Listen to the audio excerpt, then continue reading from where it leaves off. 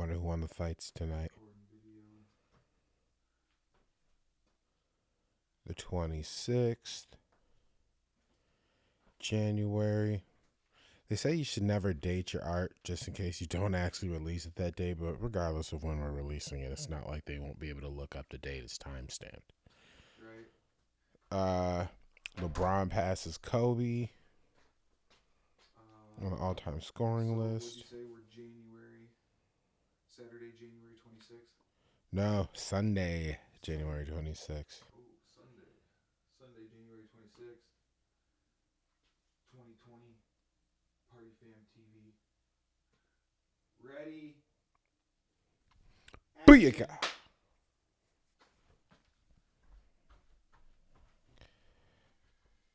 Kyrie Irving scored 45 points. The Pistons just can't.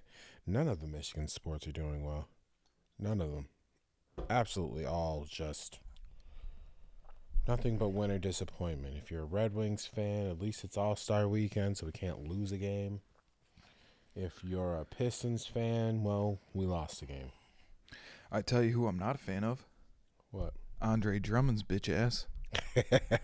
I can tell you that. You know, the thing is, I like the fact that I was on a strong Andre Drummond trade campaign right around December 26th, maybe more around the 23rd, to when I found out certain things about Andre Drummond.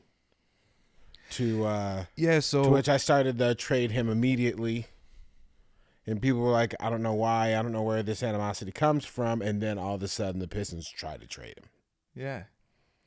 I'm not saying I made that happen, but I made it happen. Coincidence isn't a thing. It's not.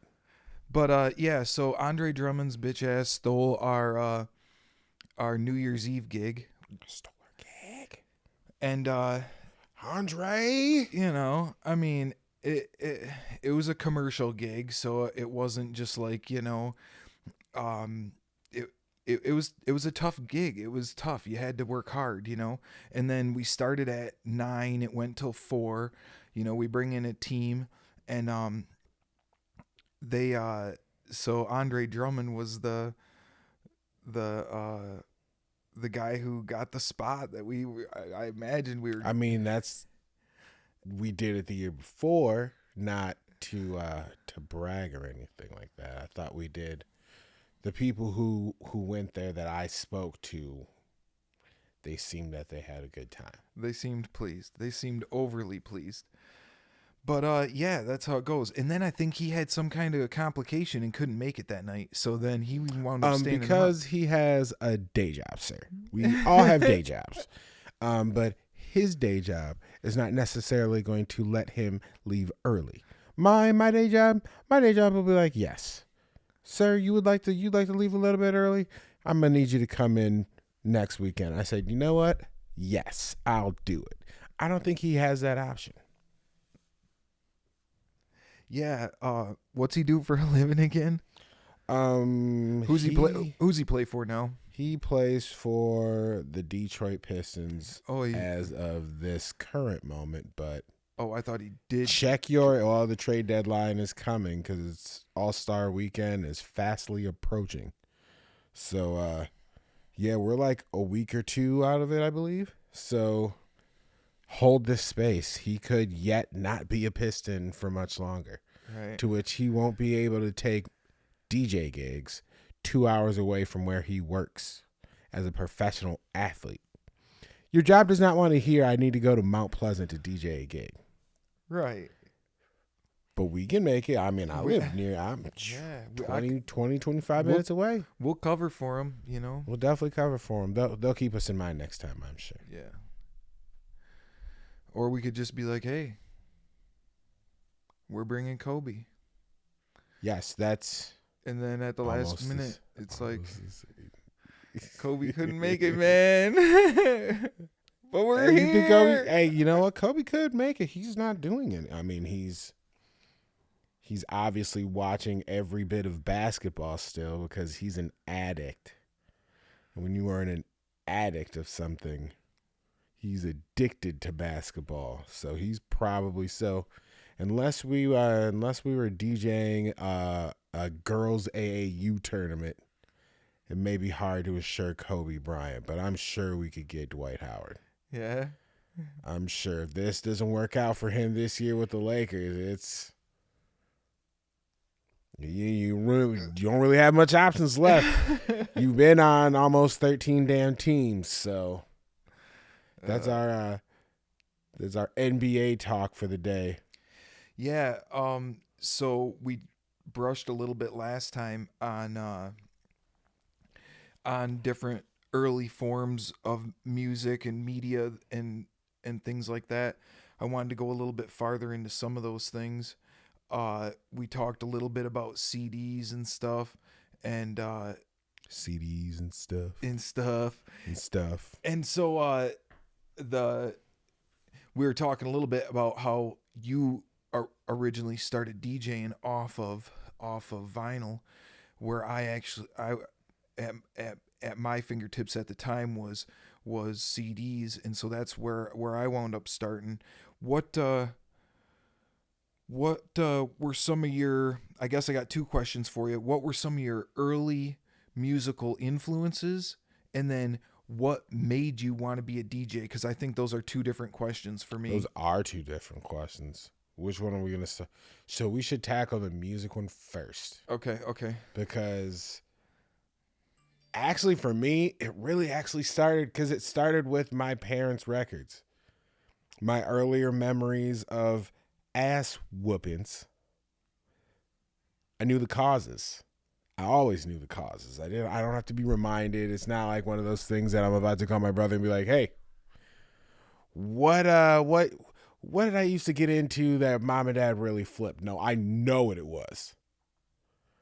Anything that has to do with their levels on their speaker systems, towers, vinyl, cassette, and mostly, I mean, born in 82, aged myself.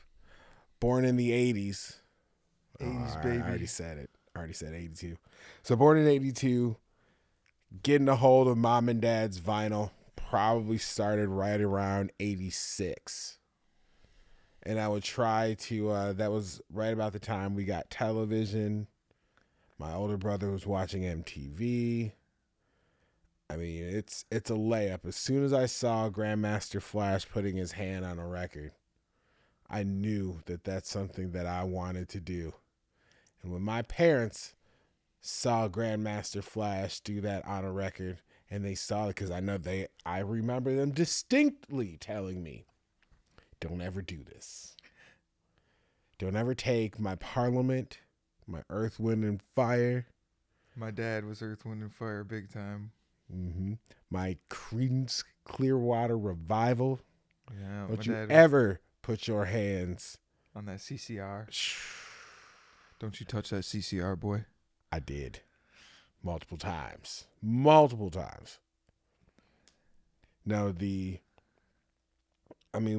what are our music influences other than what our parents make us listen to? Right. I mean, I'm still a Whitney Houston fan to this day and don't really remember why until, I get close to like the house I was raised in. My mom will be randomly listening to Whitney Houston on the Google Home. So, because she can just randomly say, "Okay, Google, play this," and it'll go ahead and play. So she's listening to "I Want to Dance with Somebody," and pretty much every one of my cousins can say that when that record came out, that was the official cleaning record. You knew if you heard that on Saturdays, yeah, wrestling had to get cut off, cartoons have to get cut off. Yeah. It's time to clean. Yeah. I was introduced to washing walls at age 6 because I had a 3-year-old brother who drew on them. I think I can remember my mom getting stuck on a couple of them. A couple of clean the house CDs where it got put in and played like all day, Mm-hmm. I think I remember like Eddie Money getting put on like just getting rinsed out like one weekend. That would be awesome. See those, like my mom like fluctuated in between like R&B, Motown, and Christian rock ballads. 99.7 would get a lot of play in the house. I also knew that if it was Saturday and you heard Keys for Kids go off, that was also time to clean. A lot of my music memories are attached to punishments. You might notice the correlation. I was a stubborn ass kid, so I never lost the desire to put my hands on a record. You know, I haven't done that a lot with my kids, and I actually did that today. We have like a little wireless Bluetooth speaker, I mean, everybody has like 10 of them now, like, ranging in all different qualities, but we pulled it out and just threw on, we actually played, a little Temptations and a little bit of, we played, one of our favorites is, Aretha, Freeway of Love. Yeah. Going riding on a freeway. Yeah. Yeah, get a little Aretha. Ours was, my mom's favorite was Respect, because of course there's a lesson in there. Oh, yeah. R-E-S-P-E-C-T. Find out what it means to me. Sometimes R-E-S-P-E-C-T meant you were about to get beat. Yeah, it was your turn. Usually it was, yep. It was your turn to learn that respect. One of my brothers had done something somewhere. I was like, oh, damn, we're all about to get, like, we had a soundtrack to there's a soundtrack to everything. Right. That's right. Aretha was the soundtrack of my mom's Pissed Off. That's great. Yeah. How about you? What was your, you said Eddie Money. What other ones? Well, that's some of the ones you named off were right up my alley because, man, my parents, the American way, work your heart out, so somebody else was, we were like, I think they called us latchkey kids, right? We were like getting dropped off at school before school started, and then we was either hanging out there afterwards until we got picked up, or like a long bus ride home, kind of thing. But so at one point my grandma started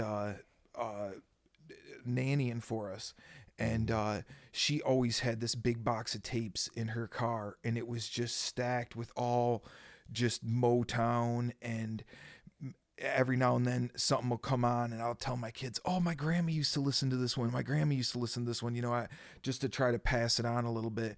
I know that over time, her record box or her tape box, it was still like the tape box that she had at the end, that was not the tape box from like that she started with. Yeah. Like I looked through it, and there was some stuff that she still played or stuff, but it wasn't like it was the tape box from that time, But what's the weirdest thing? Because I got a good weirdest thing that my mom listened to. My mom was a big music fan. I think that's kind of where I also got it from, because she would have music going on for everything. She wasn't a big television person to start out with, so she would always play the radio. She liked when we started getting like music videos on television. It was against the rules to watch MTV. Sometimes I catch her watching MTV and listening to music that she likes. So what was the weirdest thing in Grammy's box? Oh man.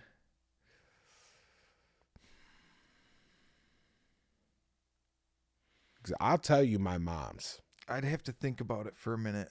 Because when I think back, I don't really, I guess, in my mom's collection, I could definitely pull some weird track out, like I'm pretty sure my mom got sucked into that achy breaky heart bullshit for a while. Yes. Oh no, my mom's in the country. My mom's from West Virginia, man. Oh yeah. Country. Yeah. Her favorite song of all time is Country Roads. Really? Yes. Yeah, so she would literally road trips. Because we would always go back to every summer, as soon as school got out. We knew that we were having a road trip to either Georgia or West Virginia. Wasn't so many times Georgia and Florida, because those were mostly like trips to vacation spots like Disney. But no, West Virginia was every year, and she would always, when we would get to this, we would always stop at this Wendy's in Columbus. We'd stop in Chillicothe, Ohio, and we would get out in Chillicothe, Ohio, and we knew that in about 30 minutes, Mom was going, because it's about 2 or 3 hours from Chillicothe, I believe, to the border. As soon as we hit the border, she's going to put on some John Denver. It's happening. Does not matter what you're listening to. We are all going to listen to John Denver. I'm all going to shut the hell up. Doing that with 3 kids in a Toyota Tercel. John Denver, silver Toyota Tercel. So yeah, I'll never forget the John Denver. My mom was huge in the country. Yes, my mom has totally went that way too. But did she do the achy breaky heart dances though? That's the question. Oh, I'm sure she did some of that shit. She wasn't like, she never countryed it up though. She never have like cowboy boots on or nothing like that, you know. Mm-hmm. But she did get me into a lot of music.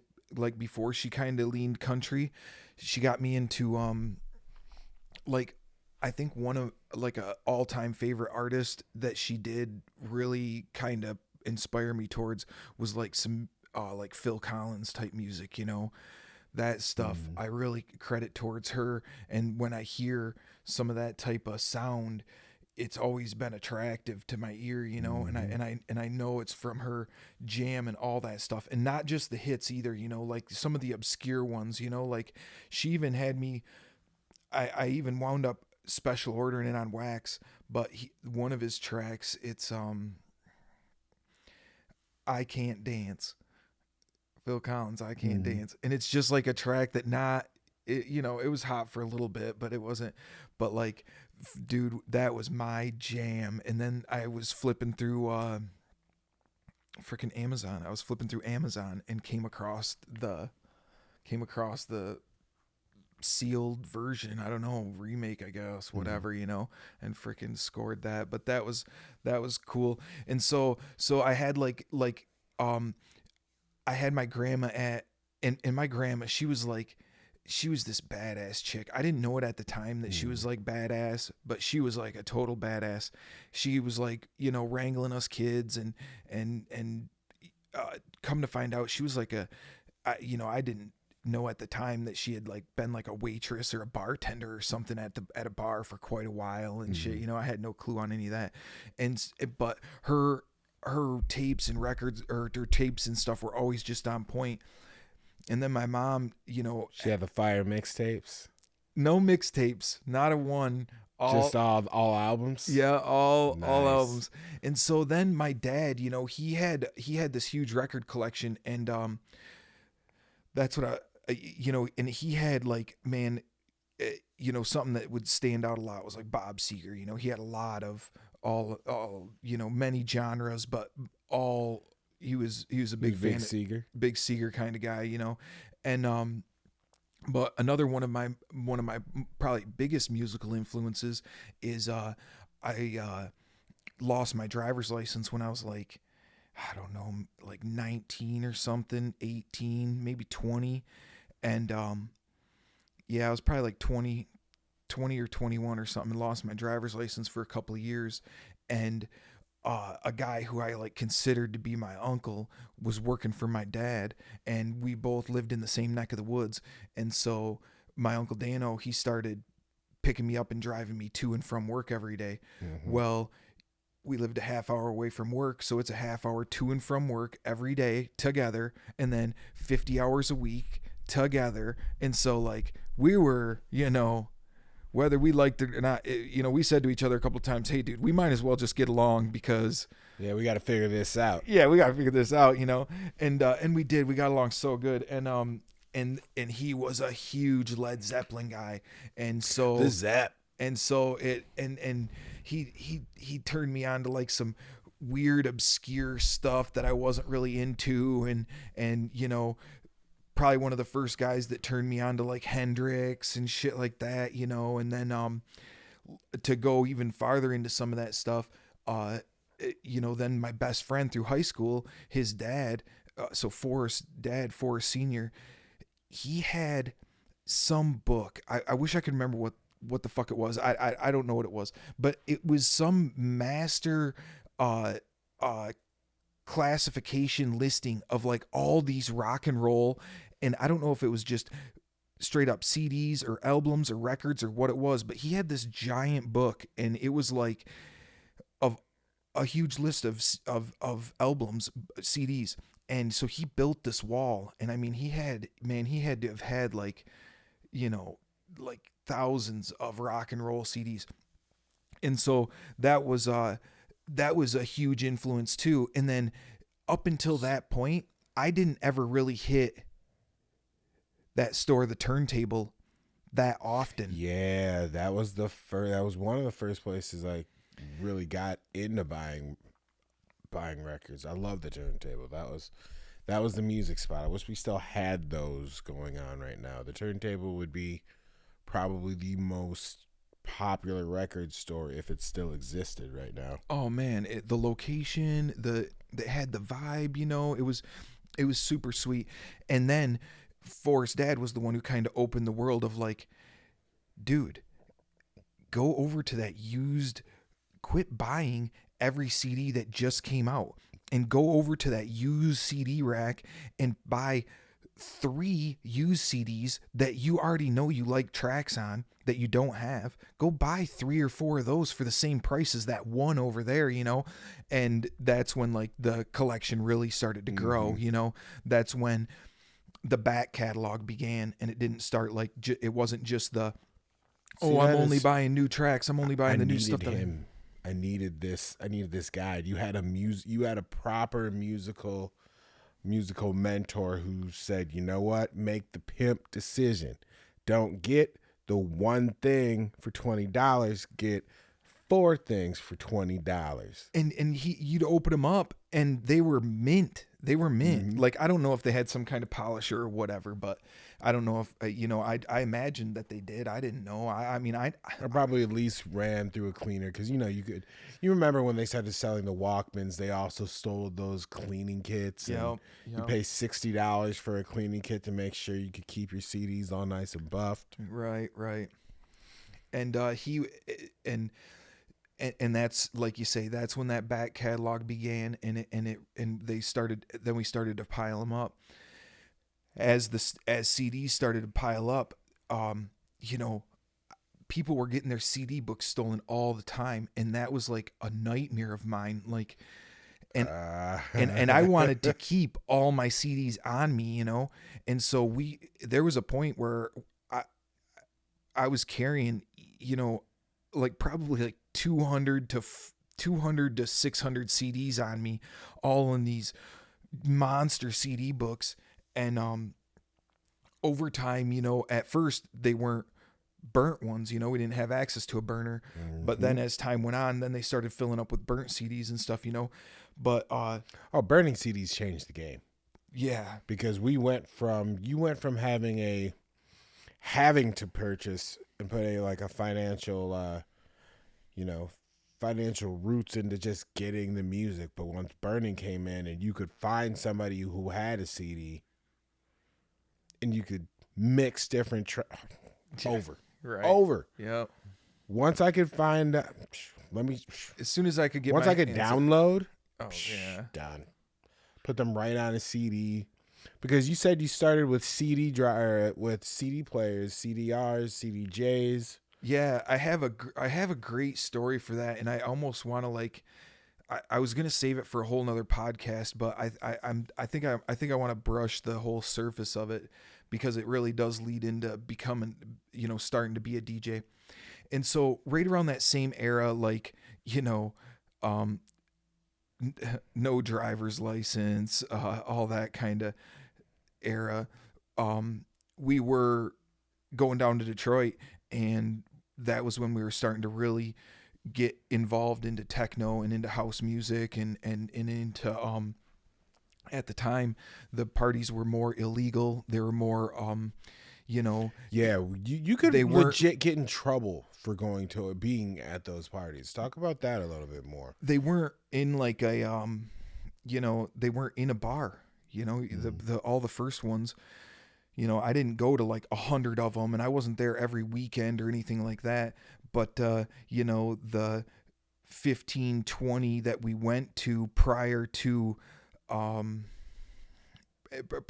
kind of starting to DJ a little bit more hip hop again, and they're really not heading back down to Detroit for just a little bit. But rewind that back, and there was a catch me back to my train of thought. I was thinking too many directions at once. No problem. So we were talking a little bit more about, you know, the musical influences, not just from our parents, but, you know, for things That's we were right. getting That's right. into. And we were talking about how not only did we start having the new technology come through to where you didn't have to buy albums or CDs. Now you were able to download different kind of music, and going down to the Detroit scene to see how techno actually spanned. Talk a little bit more about that. Okay, so we met some awesome people down there. We had some really cool connections, some really great friends, and they knew the right people. And so the guy who was who's a little bit older than me that I was hanging with, we decided, let's throw a rave, you know. And so he had it in at Shooters in Saginaw, and Shooters had a comedy club, like a event center in the end. Mm-hmm. And we arranged it so, dude, it was so 2000. It was like, we got these flyers printed. You know, at the time there wasn't internet, there wasn't Facebook, you know, there wasn't even anywhere around here that would print these flyers. So we had to go to I think we had to go to Royal Oak or something to get these flyers made. We got 5,000 flyers made for this party. And luckily we did here's the number to a voicemail to a pager, and put that on the flyer. And we named the party Bling Bling. And you name the party Bling Bling Bling Bling. Every time I come, I like it. The name of the party was Bling Bling, and my buddy was big into scuba diving at the time, and so he put a big trippy looking scuba dude on there. And so we rounded up. He wound up pulling two or three DJs from Detroit. And then he said, hey, you guys know some DJs from around here. We grab some, you know. So we grabbed DJ from around here. At the time, we were huge into music. We were huge into the both scenes, you know, the more hip hop scene and commercial scene up towards the middle of the mitten, and the techno scene down in Detroit. And so we organized this awesome party, and to make this party happen, we needed a monster sound rig, you know. And so I'm pretty sure he took his old lady's Visa card, and we went to Mid-Michigan Music in Saginaw. And yeah, I think we, you know, at the time it was big money, you know. We dropped a fat load, man. I know it was enough to be in a lot of trouble. Yeah. If the person whose card that was not happy with it. Yeah, she was down with it, but it was all on the contingency that we were going to make the money back, you know. And so I don't want to throw a number out there because I just can't quite remember it, but the system was banging.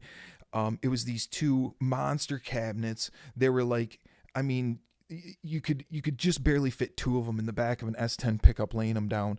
They were PVs. They were two 18s, and then just a monster horn.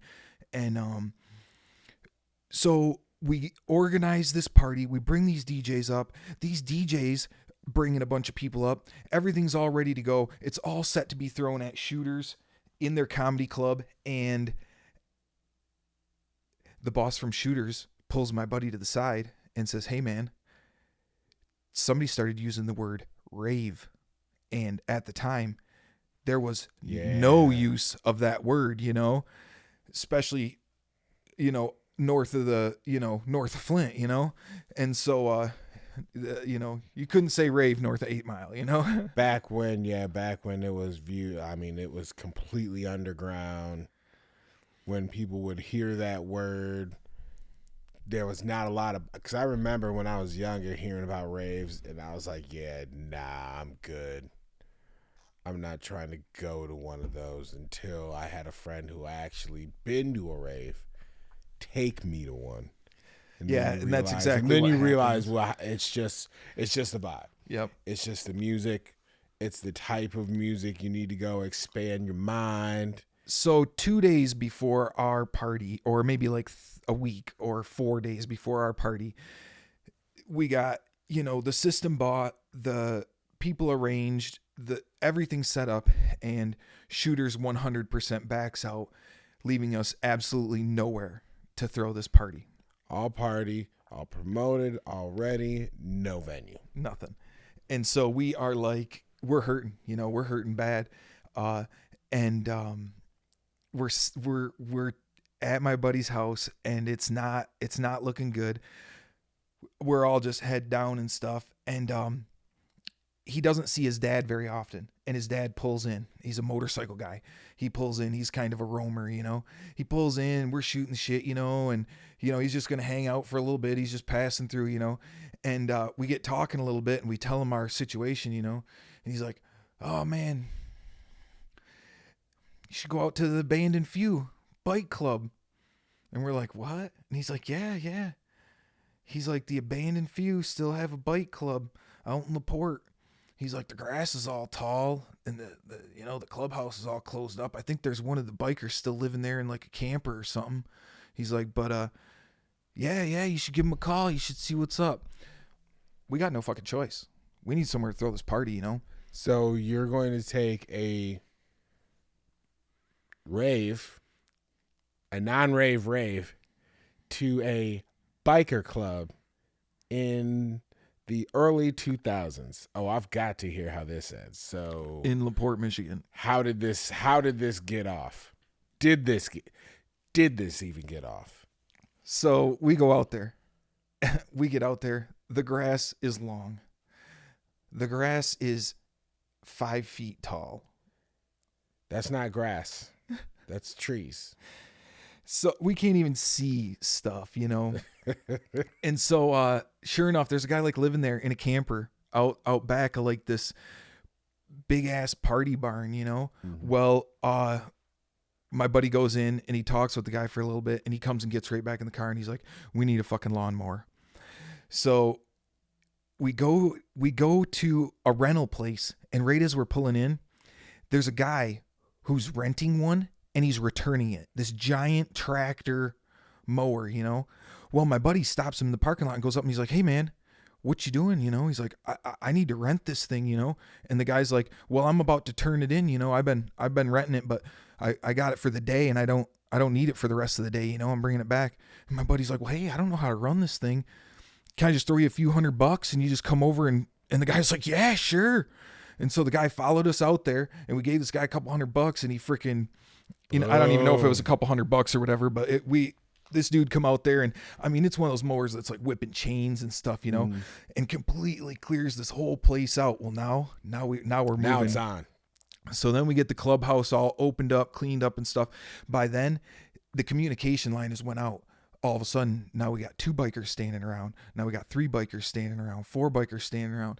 They're helping, they want to see the place get woke back up, Mm-hmm. And we go into the pole building, and it's got like a huge bar in there, and it's kind of set up like a little bit oldie style, like, I don't want to say saloon because it was like a pole building, Mm-hmm. But at the same time, it was a cool. But it's a bar. It was a bar. They had a bar in a pole building, And I mean, it was a pretty decent sized pole building. Mm-hmm. They had pool tables and this and that, Well, excuse me. Well, so it's fit for a party. It's fit for a party. It's a place that seems like it was set up for that kind of purpose. If it was for a bunch of bikers, it was probably a live spot at one point. Yeah, and it was far enough out off the beaten path. So we got all of it set up. We got the voicemail, the directions put up there, And before you know it, people just start rolling in and rolling in. Before you know it, we got a couple hundred people out there and the system is just pounding. Dude, the cops show up. As soon as the cops show up, 6 bikers are out there talking to the fucking cops, dude. The cops didn't, they weren't doing nothing, man. They didn't care. Mm-hmm. You know, the bikers were like, we got it under control and blah, blah. One biker was packing. One of them had a pistol, you know, and we were just like, whatever. Usually they don't allow those kind of that kind of security, but I guess that's if it was their property, I'm sure the cops were cool. So that still feels. So we fall in love. We fall in love with so much of it, you know. We fall in love with how dangerous it was, you know. We fall in love with that illegal feeling, you know. It was like I mean, and that's like when people put me onto it, they were like, yeah, this is kind of the vibe this is on. We're not really supposed to be doing this, you know, and we're just and they're just, the music was just on point, the system was pumping, the DJs were great.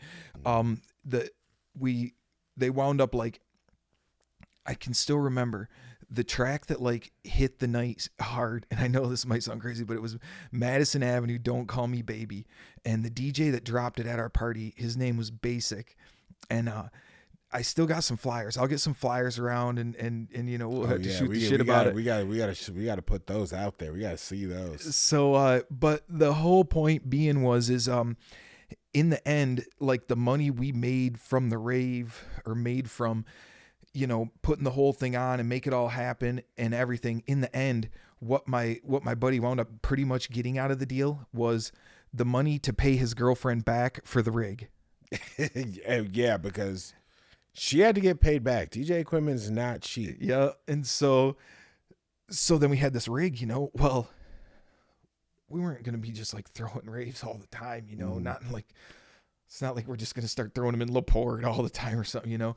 It just wasn't fitting the lifestyle of where we were at, you know. We still wanted to throw parties and do cool stuff, you know. So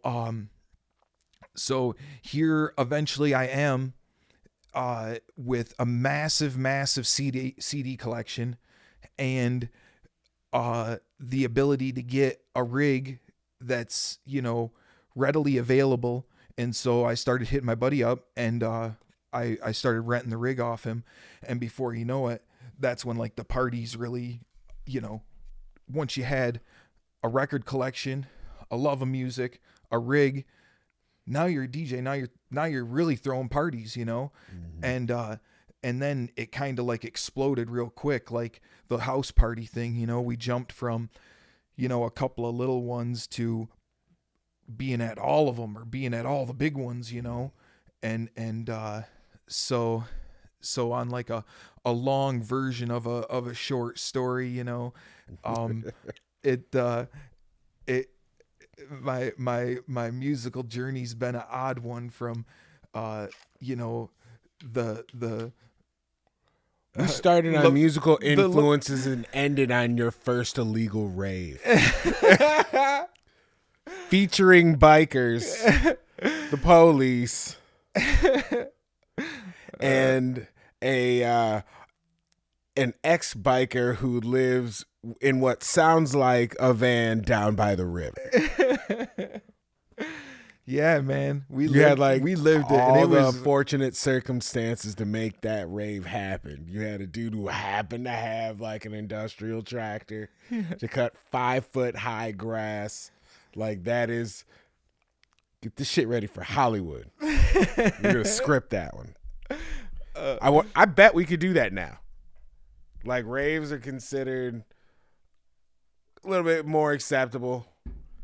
I mean, I went to a couple of illegal parties, as they're alternatively called. The music and the vibe is always dope. But that didn't really, like, that kind of music didn't really come from our influences. So talk about like how our influences mix into some of these new type dance music. The Detroit techno scene, which was completely original from really anything else we were messing with at that time. How'd you get into it? Man, it was just, I mean, similar to it is right now. It's just so, it is like almost night and day once you like leave the Detroit city limits and you get into the rest of the, the they're playing techno on the radio. They're having techno festivals in the city, and they have artists that are traveling all over the world to play techno, yet you could live 2 hours away from Detroit and literally be 100% clueless of any of it, which is not clueless. I shouldn't say that I was clueless to it. The scene's always kind of been there. You go to major cities seem to already have cities clubs that have already kind of used the vibe. It's getting that little bit of education in Detroit techno that I've gotten. Now when I go out, I'm like, okay, I see Detroit's influence on the playlist at a random club that I'm in, say Miami. Yeah, and I think we'll do a podcast on that one day, or sometime soon, about like the flavors of techno, the flavors of house music, what they call EDM, all these type of things, and some of the things not to say where you're at. I don't know. Like, you don't just throw the term around EDM a whole lot in Detroit. It means something different in Detroit. It doesn't just mean electronic dance music. It means like, Pauly D, type,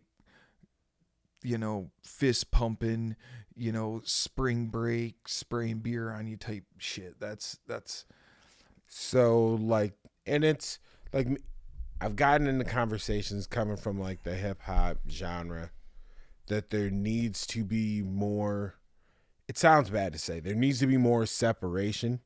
I shouldn't say it's as separation though, but compartmentalization. We need to say that we want to say that there's hip hop and there's pop hop and there's trap and they're all kind of subgenres. We need to give them all their equal space. Yeah, like there is a huge EDM difference. Does not mean Pauly D. You're right. But it's not what it should mean. Right. And you're right there too.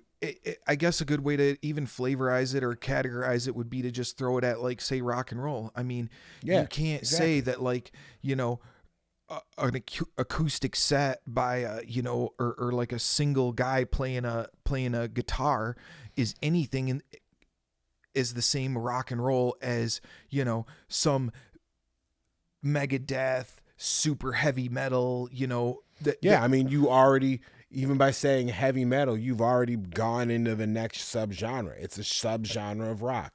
Rock and roll is what it is, but heavy metal is what it is. Detroit techno is what it is. Yeah. And I heard Detroit techno in Switzerland because the DJ that they got, and this was in 2003, I was in Basel, Switzerland, and the DJ that they had was from Detroit. Really? From Detroit. Yeah. That's awesome. To where I even got like, he recognized from the clothing I was American. So I got a chance to talk to him. He's like, yeah, this is our sound, because the DJs that came before him were trying to play the set that he went and killed. You just fired up something that I seen the other day that I thought was pretty cool. So I talked to you a little bit about how I was following and then met this dude who was he had a record label. It was called Sleazy Deep and Sleazy G. It was out of the UK. Well, and then now I mean, those are still active, awesome, but now he works for Champion Records. Well, I saw they posted that, I don't know if you've seen it or not, but there's a spot where after Conor McGregor won his fight, he's like in a pub or in a bar somewhere, and it shows him like dancing, and the track that the DJ was playing in the background was the one that Champion Records just released like this week or whatever.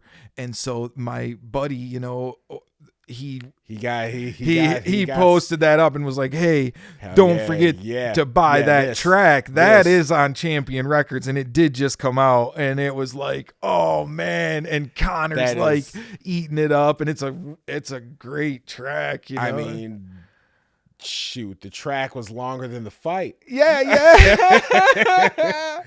So the celebration, you'll get. That celebration went into all the after hours. If that was the vibe that he's already on, that's a great kind of segue into how the music industry is kind of moving towards EDM. Because you would have. If this was 30 years ago, the music would have been in the background for the party. Would have been rock. Then the celebration music became rap. It's kind of come around. I've seen the techno EDM dance music influence kind of move just from Detroit, just from Chicago, just from the UK, and go everywhere now. That's a great point. Yeah, you're right. And one of the most prominent places that you hear them talk about it a lot, and it's like what it's in Vegas, that house music is really, really taken over. Even a commercial spot like Vegas, they're still, all the big clubs they have those guys in there. They got like the Steve Aoki guys, the Kelvin Harris guys, and I went there and did it one time. I'm not going to bullshit. And it was fun, man. We had a really good time. Mm-hmm. Me and my old lady went to, Wet Republic pool party, and we seen Avicii. Avicii played the pool party, and it was like probably like 6 months before he dropped Levels. And so I'm not even in, but I remember when Levels dropped, because that became a must play for all DJs, not just dance music. And for us, it was like before that, he was still a little bit underground to us, because we had went and seen him at Bert's Warehouse, and he crushed it at Bert's Warehouse. And was that a night sneak party? It might have been a night sneak party. I don't know. I don't know. They usually play a little bit harder stuff than that. But anyway, that was one of the times that I really fell in love with the Cairo guns, or the CO2 blasts, because I tell you what, they had some cannons pointing down from the rafters at the crowd, and when they'd flip those cannons on for just a little while, it would like fog. The crowd was so hot. We were so like hot and sweaty, but everybody was just, it was awesome. Everybody was in it and they were going for it. Everybody was just dancing hard. And they would hit those Cairo cannons, and when they did, it was such a cold burst, and it was so foggy, like right in your face, that it almost like bewildered you for a second, Like, see, that scares me, as of course, because I'm the hip hop genre, to where not just the vibe needs to be dope, but my outfit is dope, and just to hear all the fog and sweating and but for that genre of music, you have to get into it. You are really enjoying when we went to Movement, I understood how this is a full experience. So talk a little bit more about that, man. Like how do all those things that are not music related, because as a hip hop DJ, I'm like, I don't need fucking Cairo. What do I need that for? Right, but then seeing the vibe be different, talk about that. Talk about how that's needed for the experience. Yeah, I mean, like, and really it's pretty much like, I don't know what we preach or what you and me try to do at all of our events too. Any little piece you can add to it, the video, the lights, and then anybody you can find to operate that end of it that's going to be passionate about it and motivated. As you build that team and those people, then we met there's this guy in Detroit. He is like the most, upon meeting him, I instantly was like, from then on out, I've always had like a little bit of interest in the visual art and VJ stuff. And the dude's name is Viger. And right as like we met him and seen him doing the VJ work at Movement, we also were following around a group at that time a couple of our friends were in a group called D-Tech, and D-Tech was really throwing down some awesome parties in Detroit. We went to 15 or 20 really, really awesome D-Tech parties. And I mean, these guys were like always pushing the bar. They brought in they were one of the first parties I ever went to where they brought in some super sound rig, and it was, larger than what was. It was much larger than what should have been than what was necessary for the venue, and so Yeah, they 'cause passed out that like was- hearing protection at the fucking door. Yeah, that was a lot. Yeah, they had That's a hearing lot. hearing protection at the door, and then Nobody warned me about you didn't warn me about that too, by the way. I'm going to make sure that for movement this year I have that, because there's a little party store. Well, it's one of the end vendors by the main stage, and he's got everything. You can go get head earplugs from him anytime too. Mm-hmm. So, but backtrack a second to more about how like some of the extras, like the CO2, the presentation, I guess, of kind of what we do now. How it's more than just having the dope equipment to make the mix sound good, but you're providing a full vibe for it. Talk a little bit more about that. Yeah, and for the most part, especially for us being multi-genre, or I don't even know if I want to call it that. I feel like I degrade what we do by calling us, we're like multi-genre dudes, or we play some But when you say it like that, yes, you degrade it, but no, that's what we try to. I think like a creature of our environment. I know that isn't like the best way to say it, but I feel like, we had to be shaped to our environment to survive. We had to, as cavemen, as DJs. That's gonna be your new nickname, DJ Caveman. No, don't do it. Don't do it. And, no, but you're right. It's like, and we are thrown into those situations, but and so I did go down that road as I became a techno snob. Shout out Techno Snob. When I became a techno snob, and I'm not part of Techno Snob, but I'm always a techno snob. We'll go more into that when we have Techno Snob on the show. Man, crazy, because I am a hip hop snob, but I'm not part of hip hop snob. I just am one, and I'm really, really a dick about it. And so, I don't know, when I get laughing, and then I'm like, no, but no, just as a part of knowing how the subgenres of the music separates, how Detroit techno is its own genre.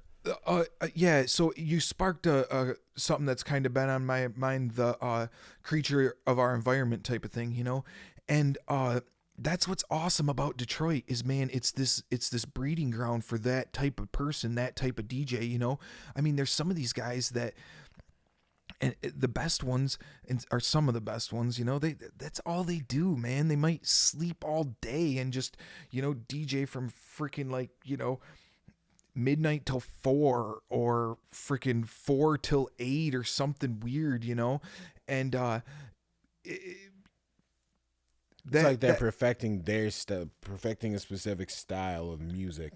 Yeah, and then I know we talked about it once before. I don't know if it was on a podcast that we kept, but it was the sounds that match your environment. And so that style of techno matched the establishments and the venues and the sounds and the underground and the auto industry and that factory background and industrial and stuff. All that played together and worked off each other, And so that gave them that feel, that vibe and stuff, and I guess art is what, so many people have already done art. You're just copying it, right? Or yeah, kind of the concept of no new ideas original. But I mean, as far as music, you're always building on other genres. Right. But it seems like with the dance music, techno music, it stepped out into a completely more minimal. So I was like setup. a vulture on every aspect of everything they were doing in Detroit. Like, we were weird, dude. Like some people, they wouldn't want the flyer, they wouldn't want someone handing them a flyer. We were like the dudes that would like get all the flyers and then like take them home and kind of like peep them all out and like think about it and like, oh, look at right here's a little stamping says where they got this one printed at, oh, we better keep that in mind, and all these like little ideas and stuff and so then, it made us want to do flyers. It made us, and so then we even brought some things up here that like passed and failed. Like I got a funny one for you. So there was this nightclub in Detroit that was super awesome. It was called Vane. It wasn't around forever, but dude, they just threw heaters there for a long time. The promoter or the owner dude, I can still remember his name, Alex Marco. He was throwing really cool parties there and always bringing in awesome DJs. One of the first times I went there, it brought up all those old techno feels because Bad Boy Bill was playing there, and that was like one of my first like techno CDs. I forget what volume it was, but we were like huge Bad Boy Bill fans, and so then we hadn't really messed with it for a little bit. Then we find out that he's like playing at this club that we know of now, so we're like hot to it. We go there. Well, the place is like a 2-story place and then some. It's like an older, I don't know what kind of Detroit building it was, but it was something really cool, at one point in time. And dude, as they're like throwing down this super dope set, it might not even have been Bad Boy Bill the night that they were doing this. I think it might have been Steve Angelo. It was Steve Angelo. And from the top balcony, there's lasers going off like crazy. And the building is like not skinny, but like more slender and way longer and a very high ceiling.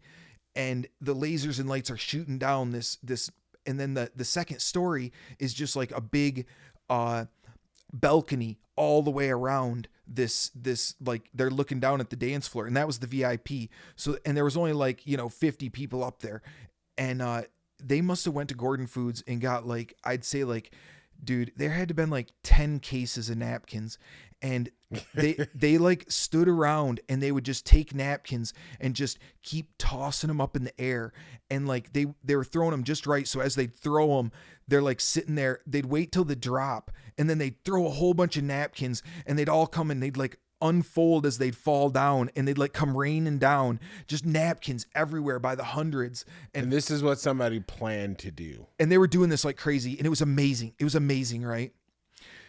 We come back to Midland, we go to Gordon Foods, we get some packages, not boxes, some packages of napkins. We're at the fucking Northern. So a bowling alley. Yeah, and we tried throwing a lounge, and we tried throwing some napkins up in the laser lights, and yeah, it wasn't quite the same effect. But you tried it. So, but hit and miss, little things along the way, just kind of watching how they did stuff and applying it to where we could, and then seeing the things that could work in our area and the things that weren't going to work in our area and recognizing them. And then for a little while we tried to force it. We only wanted to play that music for a while. And although we did have some fans and it was fun, it wasn't what was a necessity right then at that time. We still would get together and throw some underground parties and stuff and have a good turnout and bang the walls off of that stuff. But playing out, we had to get some more remixes in, and the farther away from the big city, the more poppy vocal stuff had to be in the mix, So with that, because my music's going to be a lot more mainstream. I mean, because with hip hop and R&B, most of the music that I was playing because we came up in the 90s was 90, 95 and beyond. So a lot of Bad Boy label, East Coast stuff, Tupac and Snoop Dogg type situations, things that whenever you did these, because mostly I just did house parties. I did house parties, a few bars here and there, but you're playing the hits. You're playing So you the know things what I people do? know. I want to take 5, and when we come back, college DJing parties. Did you DJ some college parties That's and some most college of town this, stuff? most of the shit that I did. So that's going to be more. Let's talk. That's going to some be of more that. your mainstream, the fun stuff. Let's talk some college DJing. Like dueling college story. No, not even really doing that. More of a. So no, more of the. I guess I almost want to just tell like a couple of early stories or early parties that were just kind of funny. Like this one was pretty good. We a couple of my friends had graduated, and then they went to SVSU, and they became and they were in the fraternity Sigma Pi, and those guys were pretty much known for throwing some of the best parties, you know. Well, now that I started using this DJ rig and had it at your disposal, basically, at all times. So I started using it a little bit more, you know. And then when these guys got wind of it, I did a couple of parties for them here and there. Well, then they hit me up and they were like, "Hey, we have a spot reserved right outside of the locker room, the football locker room, before every home game, and we want you to come and play right there." And so, you know, at the time I'm still just DJing underground stuff. So this was like, you know, even though most of the parties we were playing was hip hop, you know, I didn't have any edited music, you know, it was all yeah, the early struggle. Yeah, you know, so we were having to volume cut and stuff to try to keep the swear words out and whatnot. But so we wound up taking on like a whole football season, and every home game we were outside of the SVSU locker room for like an hour and a half before the game, and we bumped it pretty hard for quite a while.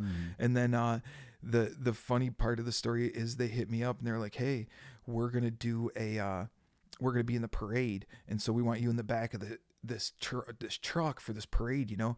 And so they got like this big flatbed trailer, and all these guys were on it, and then they got me a generator, and we put the system in the back of the pickup and cranked it up. Well, we were standing in line, and once we cranked it up, the girls on the dance team were like 2 or 3 floats back, and they went and talked to the director and said, "Hey, we need to be right behind them," you know. And so then they moved it around so the dance team could come behind us.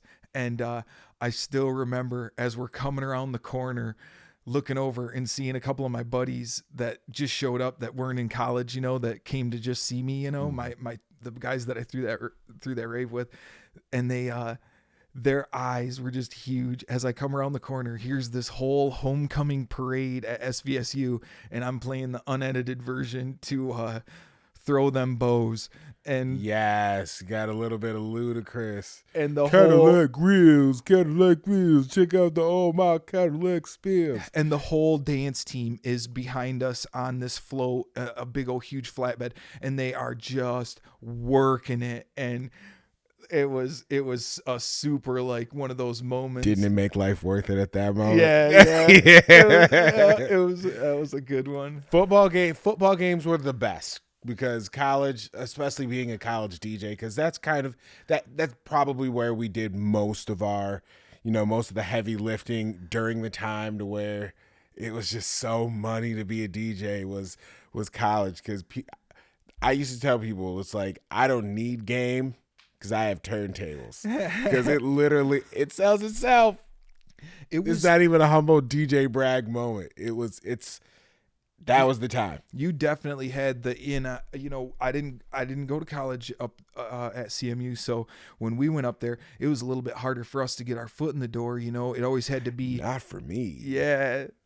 And for me, it was easy because I lived in the athlete dorm. Oh, man. I kicked it with mostly athletes. All of my friends were athletes. I lived down the hall from eventual NFL and NBA players.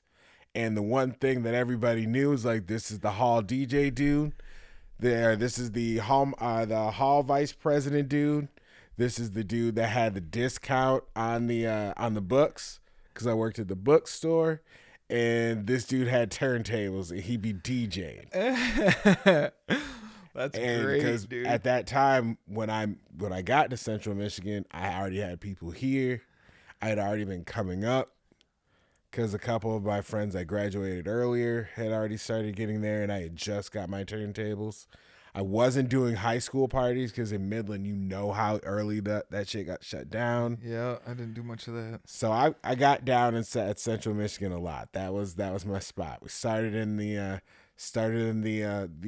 apartments, the Lexington Ridges, the tall grasses, and moved up to the palatial estates, which is football tailgates. If you could get a fraternity to back you, which is what I did for a few different fraternities who will name nameless, because there was a lot of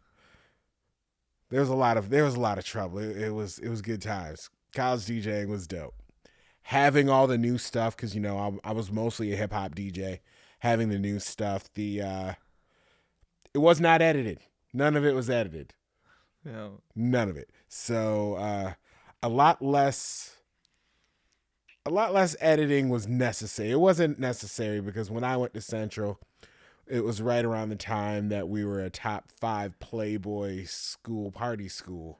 Yeah. So we were living up to it. It was you had Palmer's and dance team. I had drunk college chicks. And I don't know which was better, but I know they're both pretty good. They're both good. They're both winning. That's great. Yeah, we years later, a friend of ours that we grew up with, he wound up getting a job. He was a Central guy, and he was super, super motivated, and he wound up getting a job as the campus representative for Red Bull. And then we started DJing for him. We DJed a couple different Red Bull events. They brought in like that Red Bull truck, that MXT truck. Yes. And we DJed out of the back of it. It was pretty cool. I had bought my tractor controller like 4 days before that and DJ'd on it like 3 times and took it up there, and freaking it started giving me trouble up there, and I like panicked. But yeah, we did a couple of really cool parties for him. We wound up getting some video, and it's still like floating around on Vimeo and stuff, of a couple of early 689 parties up at CMU with the Red Bull stuff going on. And it was always cool. I think I've told you before, but you're gonna have to get on here. We're gonna have to talk about this 689 techno and all the fun, because that's kind of when we had not actually officially met, but right. We have been acquainted because of the fact that we both DJ in the area. We have a lot of mutual friends that we didn't know that we had. Right. And Gravity. yeah, you did a little bit of partying yourself, sir.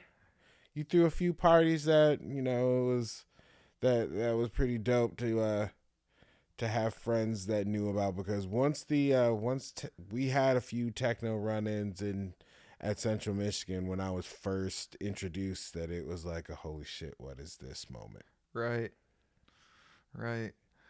The early stuff was real drug related too, so that kind of like soured it on a lot of ends. Now it's a lot more Central music. Michigan. Let me for the college stuff, it was right. It's always going to be that element, especially fraternities, because it didn't matter. Like, raves got their own bad press, even though music in general is heavily drug related. I mean, it does relate. I mean, Smokers Club tour literally is a tour to where rappers who specifically rap about weed go around doing concerts in venues that they will not be stopped really for smoking weed. Really, yeah. I mean, this is going to be a big year for the music festivals around this state because of recreational marijuana. So yeah, we got to save that for another one, and we got to do it because this is the first Ann Arbor hash bash that's like, it's legal, right? fully legal. That's crazy. Oh, I will be. I've never been. It's part of my multiple day jobs.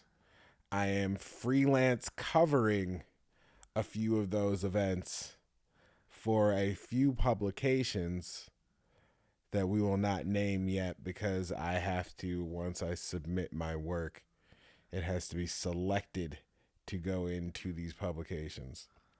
A few of them may be music related. A few of them may be related to other things. We'll keep it as professional as possible. Yeah. So, well, I'd say that's enough for today. Hey, unless you wanted to tell these wonderful people about any more raves. Because now the fact that we're not talking about a lot of this further lets me know. Well, I know a lot of my stories have that kind of theme in them, and we now are past that age point. So now we're gonna keep it mostly just about the music from now on. So I got a couple more good throwback stories. We'll save those for another time. Sounds good.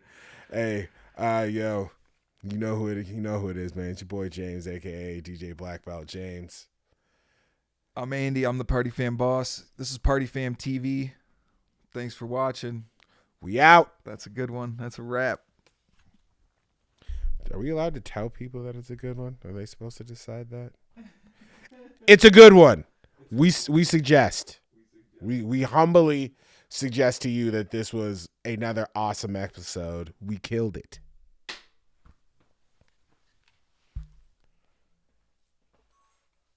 I like it. Good one. I like it.